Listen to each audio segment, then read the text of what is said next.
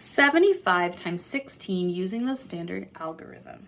We're going to start with the 6, and then we'll move on to the 1. So 6 times 5 and then 6 times 7. 6 times 5 is 30, carry the 3. 6 times 7 is 42, plus 3 is 45. So 75 times 6 is 45. Pretty cool.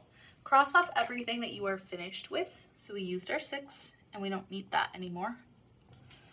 And come on down. So now we're going to do 75 times 1, but it's really 75 times 10. So you're going to go ahead and put a 0 right there. And then we'll follow the steps. 1 times 5 is 5. And 1 times 7 is 7, which makes sense because anything times 1 is itself. So 75 times 1 is 75. 75 times 10 is 750.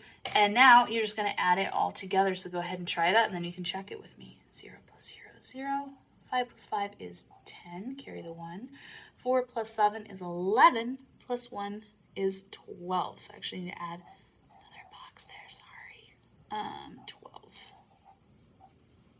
1,200.